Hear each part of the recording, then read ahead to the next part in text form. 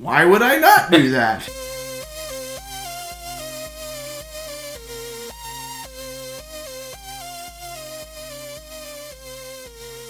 Greetings, friends! It's Josh. I'm Ryan.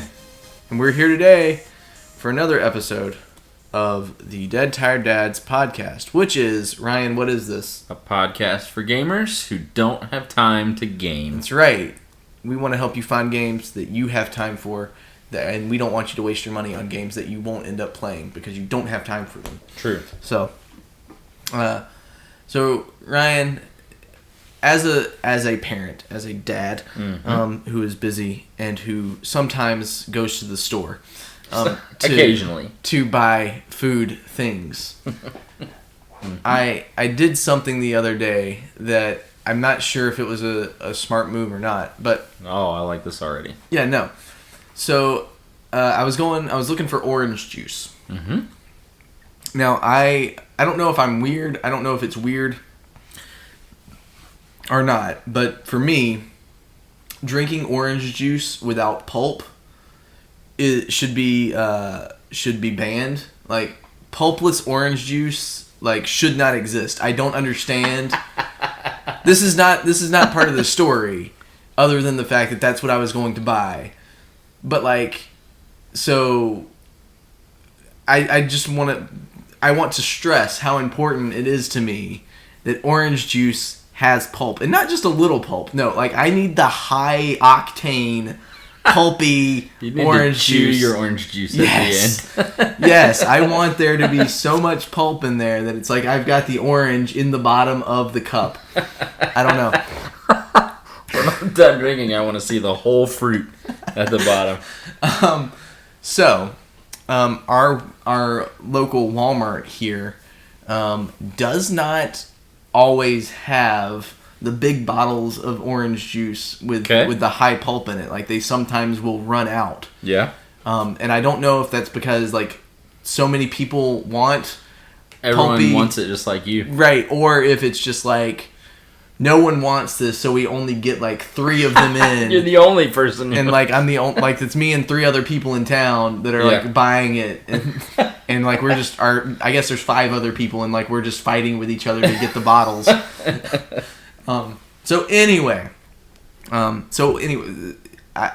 pause my story. Okay. What's your take on orange juice and pulp, Ryan? I need to know. All right, so if you remember 2 previous episodes, the Halloween episode where we talked about candy, Yes.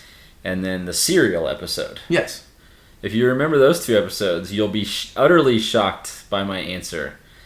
I like it all. Okay. Give me the orange juice with no pulp whatsoever.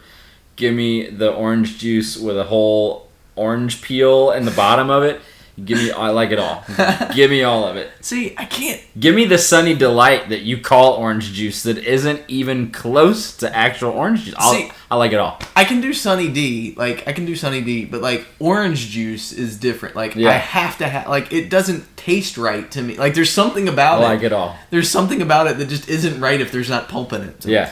Now, anyway, before you continue, let me just, if you've not tried this, you, Josh, or our listeners, if you haven't tried this, let me expand your life. Okay. Half a glass of orange juice. Okay. Half a glass of lemonade. Okay. I'm intrigued. Delicious. Okay. Delicious. Does it have to be a specific kind of lemonade? Well, not for me, but as I was just saying, I like it all. I didn't get this vicious dad bod by being picky about what I like. Oh, man. I got that from my dad. I saw my dad do that one day. Nice. When I was in high school. I saw him pour half a glass of orange juice, half a glass of lemonade. And for a second, I thought, this man is a lunatic. But then I actually tried it, and I was like, no, he's actually a genius. It's amazing how often those 2 things are just right on the edge. Yeah. Right there. It is incredible. So, anyway. So, back to my story. Yes. So I have to have the high octane orange juice. And oftentimes our Walmart doesn't have it for whatever reason. And so I was very disappointed because I really wanted to get some orange juice for me and for my kids. Or really for my kid, because the youngest one doesn't drink orange juice yet. True. Anyway, so instead, I in the juice section there, I'm looking at some different options, and I see that the same brand that I usually get for orange juice also happens to have a watermelon juice. Oh boy. And so I was like, you know what? It's not orange juice, but I gotta try this. Like, this is something that I feel like I need in my life. I really hope you say the right words next. Well, it leads me to this thing. So I get home and I try it, and it's not bad. It's pretty good. All right. And so I call my daughter over. After I take my cup of it and I try it, and I'm like, I do this thing, and this was my mistake, or what could have been my mistake. Anyway, I don't know that it's going to end up being one or not. But anyway, I call my daughter over and I say, hey, why don't you try this? Yeah. And at that moment, I go, wait a second.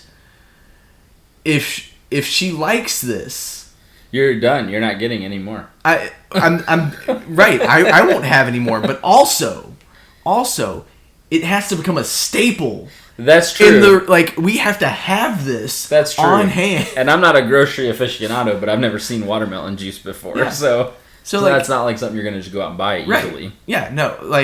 And so I was like, oh no. And I had this realization of as a parent, it's impossibly hard to buy new things. Yeah. At least as far as food stuff goes, because you're running two risks. Yep. You have two possibilities here of one, you're going to spend money on something new, and you're going to try to give it to your kids to eat, and they're going to absolutely hate it. Yep. And then they're not going to touch it, and you've spent money on something. Great, I just spent money on that. And now it's gone. You can't get rid of it because you don't want it. This will now get stale in our house and then get thrown away. Or you run the risk of it becoming a necessity that must be on hand. I now have to find Walmart watermelon juice every week. Every week. So it has not become a thing as of yet. So it was not such a home run that she has requested it over and over and over again. But yeah, no, that was the realization that it's dangerous to buy things new, which I also realized when we had the cereal episode, I talked about the marshmallow fruity pebbles that I saw, and I was like, oh no, hopefully that doesn't become a thing too. So again, fortunately that hasn't become a thing that she requests yet, but you always run that risk of it either becoming something that has to be in the house. So I have a question that might lead to a funny story. Do you and your wife have anything that you buy, food-wise, grocery-wise, that you don't give to the kids specifically for this very reason? This is a special item. It's for the parents only. I mean, other than soda? Yeah. No, I don't think so. My wife and I have this special flavor of ice cream that you can only get at Kroger. And it's, what is it? Black raspberry dark chocolate chunk.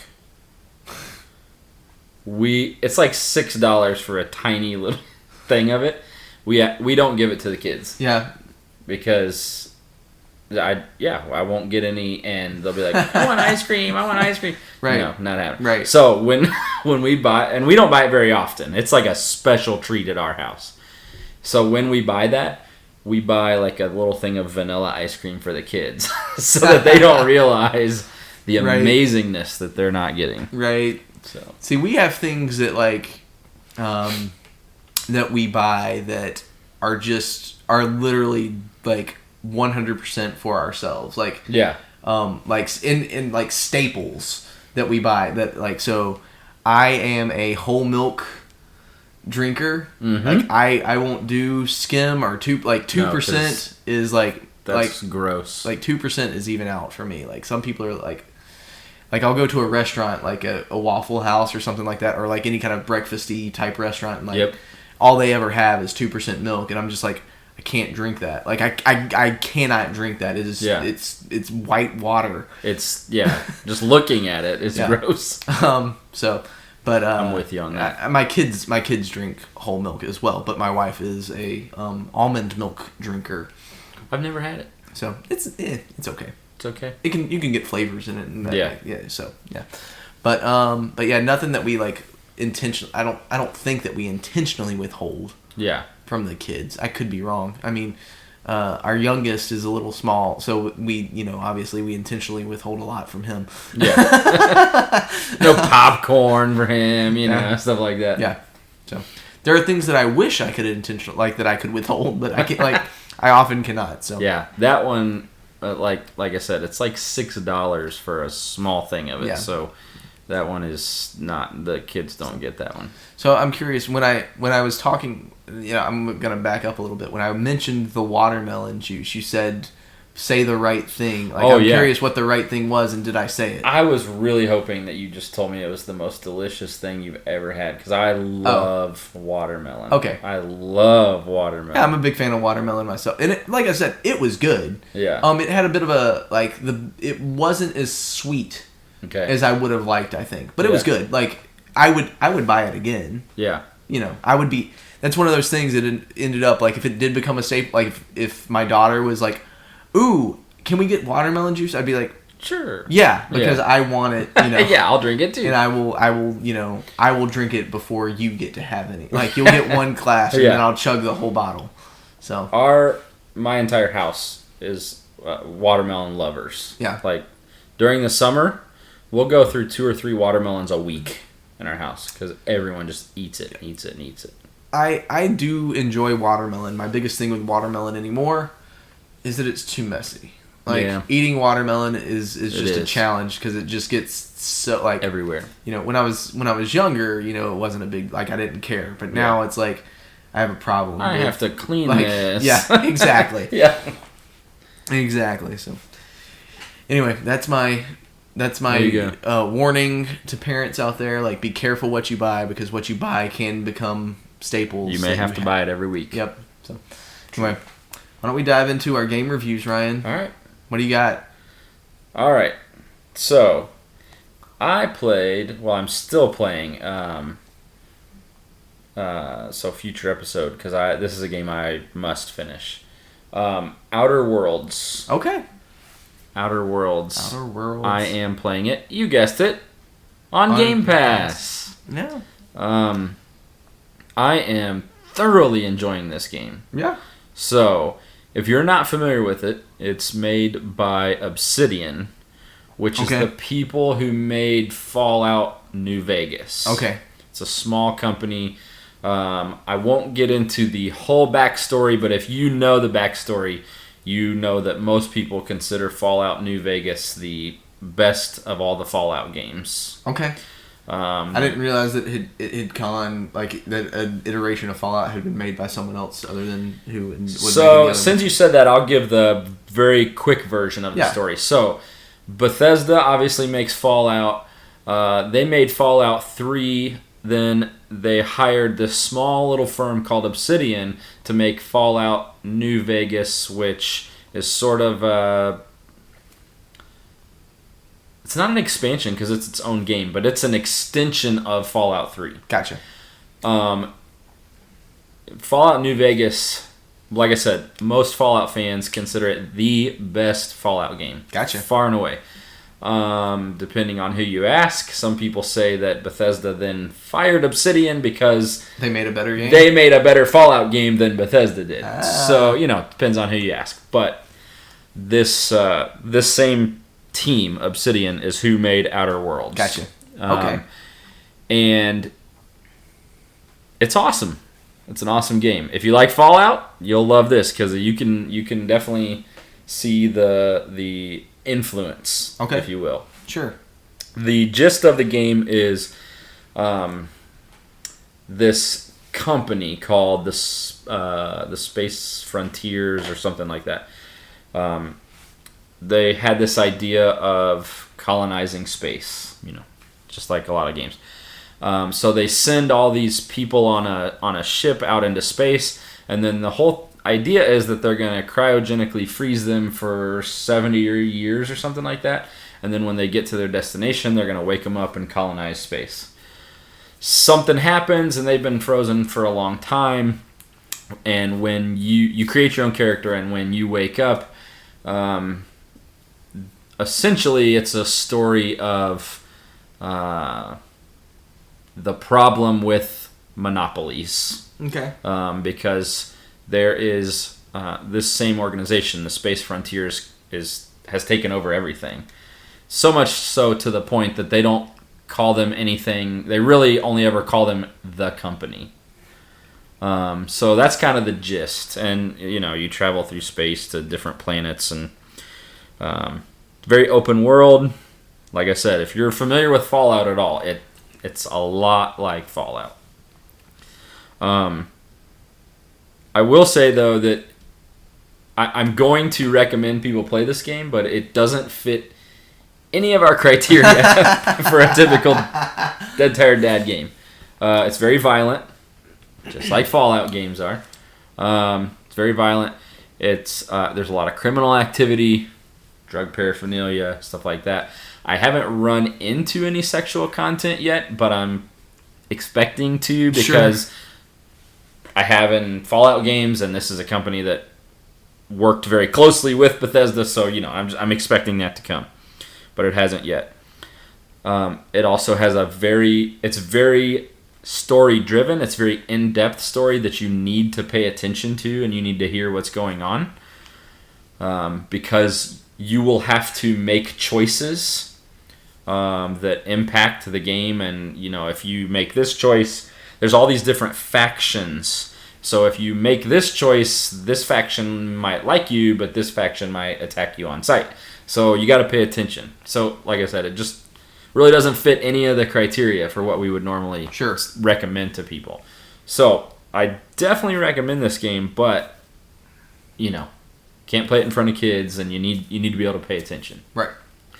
Something cool that I learned about this game, Obsidian made it so that every single character is killable. Okay. To the point of essentially breaking your game. So, you have to be careful then. Yeah, you have to be very careful. Lots of saving. So, there's not it's very obvious when you are either in combat or about to be in combat versus not. But if you've played, Skyrim, Fallout, games like that where you can kill people that are important to the storyline, it's like that. Except for those games, there's always some people that cannot die. Like, the king cannot be killed. Like, no matter what you do. This game is not. Everyone is killable. Okay. Every single person. Okay. Which I think is kind of cool, because it's truly 100% open. You might ruin your own game, but that's at least it was your choice. Yeah, you get to make the decisions. Yeah.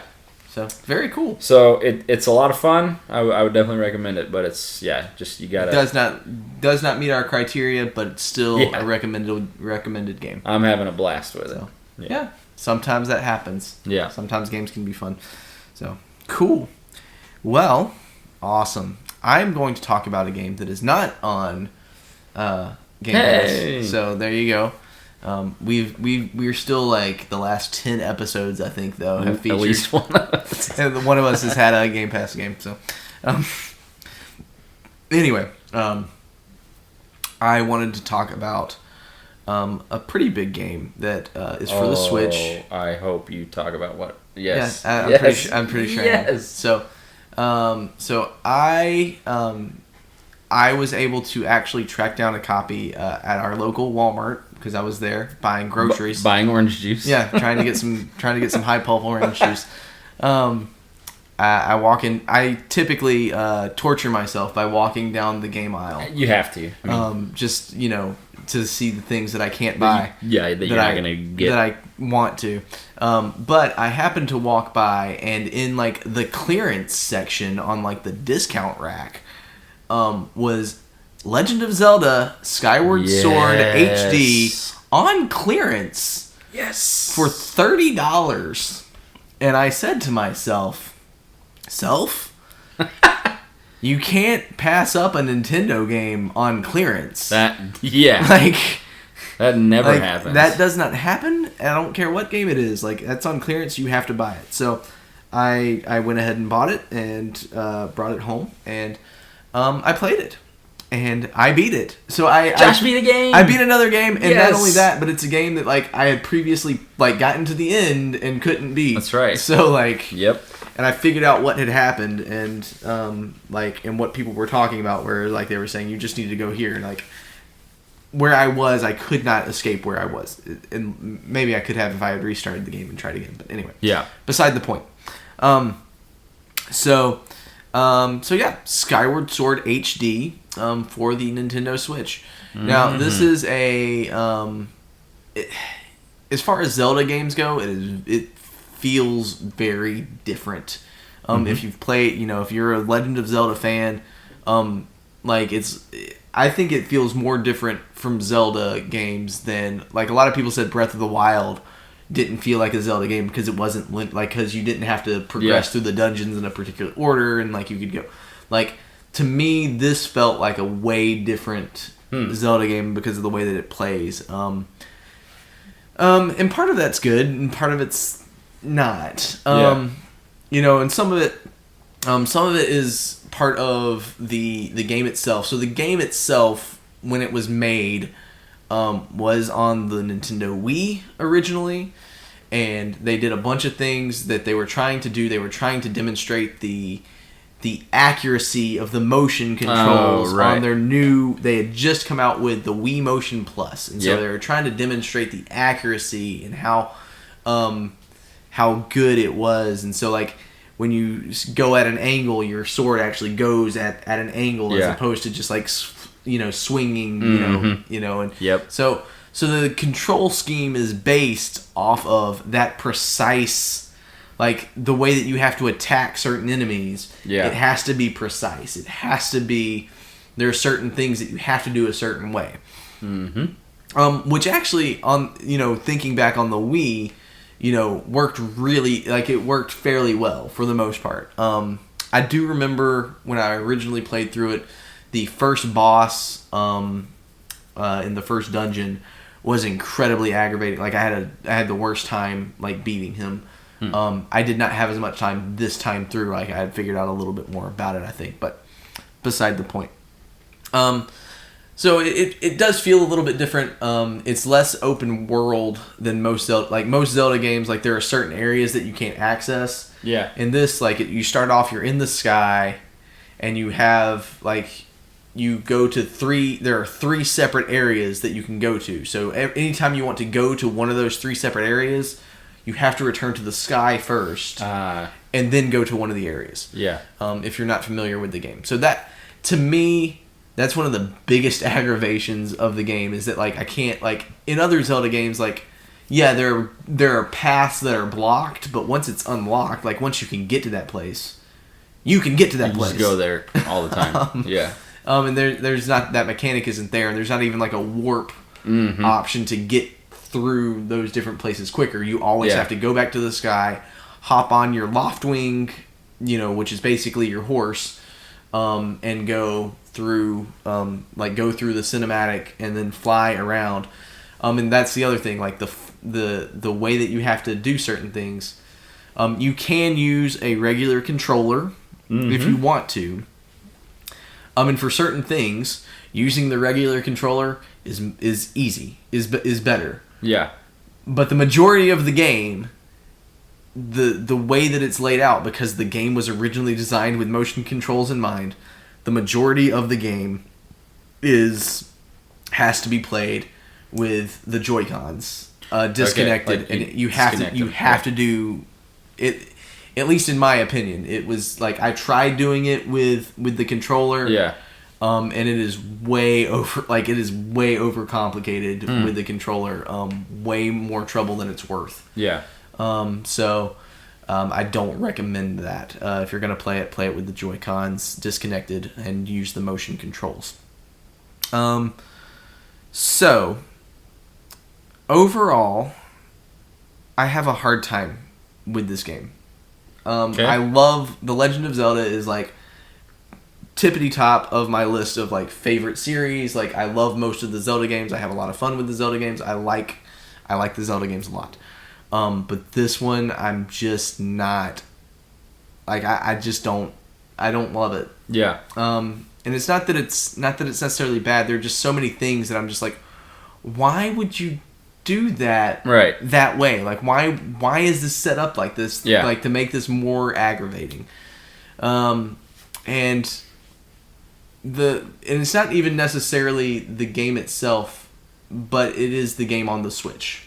Yeah, I was gonna say it's like, in a way the way they designed it, they locked themselves to this technology time period. Yeah. So and so really one of the biggest issues that I had with this game is something that I had not run into with my Switch because I have a Pro controller. Yep. I never use the Joy-Cons for anything. Yep. But I constantly was losing connectivity between my Joy-Con and the Switch, and then there was this thing that was happening where like I hadn't experienced this before, and like where it was like I would be running or and they did. I'm gonna back up. Sorry. Again, welcome to Josh's world where things pop into my mind that I'm like, oh yeah, I wanted to talk about that. Yes. So they did introduce some stuff that did make its way into other Zelda games. So this was the first, as far as I know.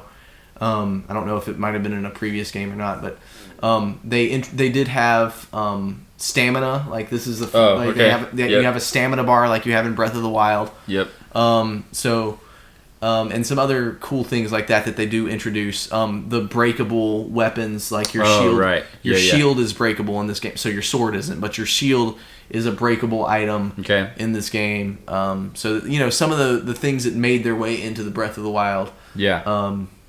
Did kind of start there in Skyward Sword. But so anyway, the reason I thought about the stamina stuff was, I would be sprinting. And my stamina bar would be, and then I would stop sprinting because I was almost out of stamina. But it wouldn't stop. Like Link would not stop sprinting; he would keep running. Yeah, like it was like I was still pushing the button even though I wasn't.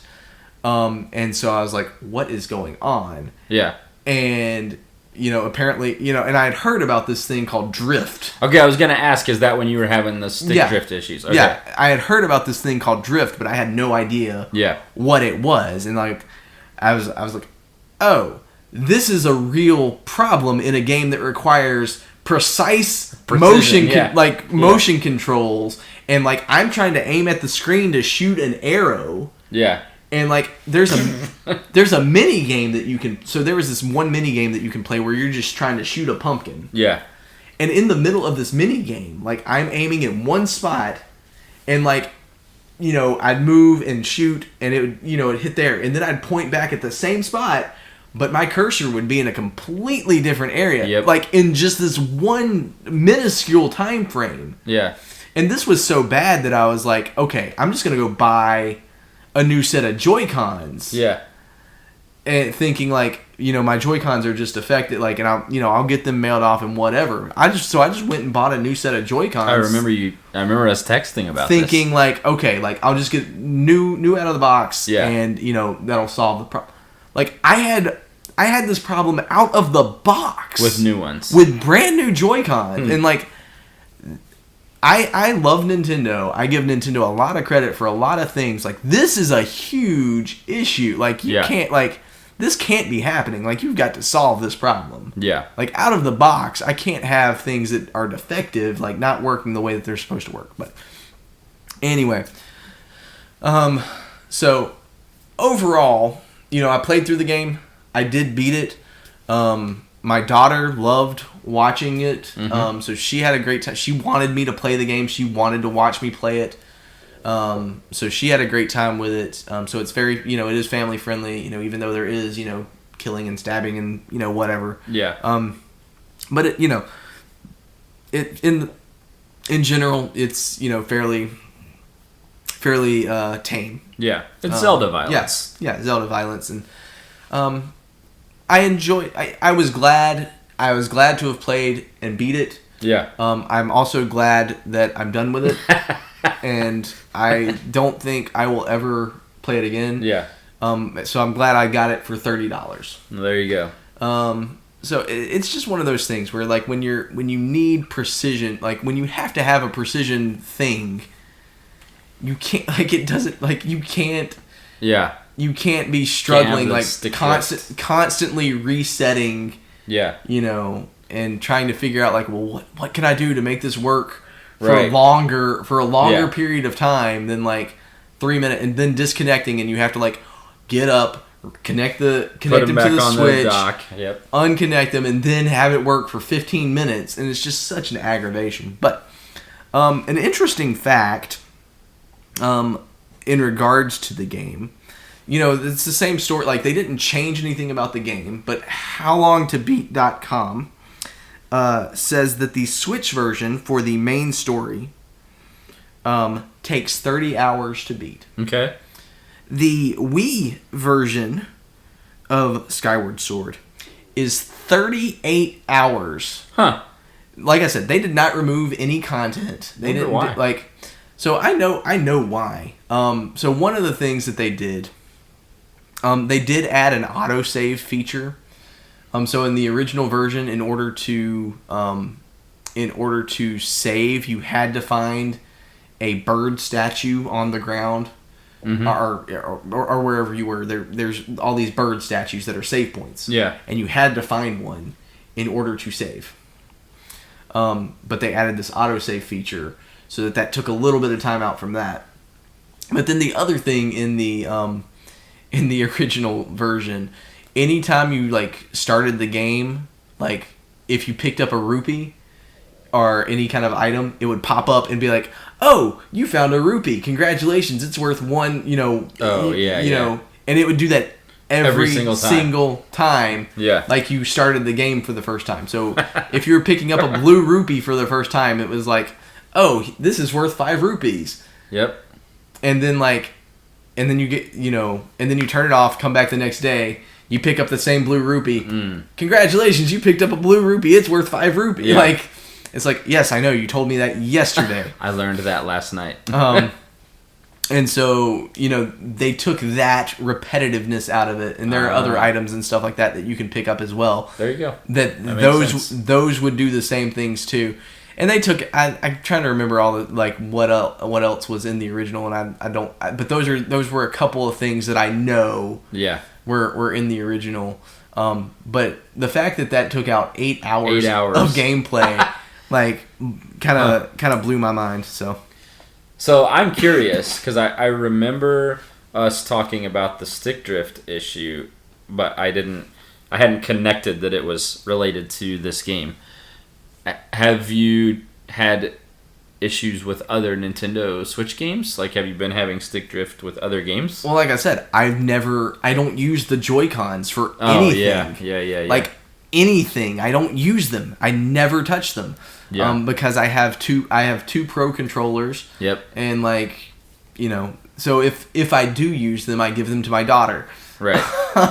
Yeah, ours never get used unless we're playing Mario Kart because I use the Pro controller also. So I have not had that issue as far as I know, with any of the other games. So for those that aren't aware, Nintendo. So I personally think Nintendo Switch, they hit a home run with the Switch for me. Mm-hmm. I don't know where I'd rank it overall, but it is absolutely one of my favorite consoles that anybody's ever made. I think it's just a phenomenal console, an incredible idea. I can't praise it enough, but the one criticism I have is they have had this issue where the Joy-Cons, the controllers that come with it, some people have reported after not much use. Yeah. I think it happened to me after 5 or 6 months of owning my Switch, maybe less. That it's called stick drift, where you will either not be using the joystick, but your character keeps running. Yep. Or I had it on when I played a Pokemon game. I wasn't pressing anything, but my character was just running in the same direction. Yeah. So that's what we're talking. That's what we're referring to. I will give Nintendo credit.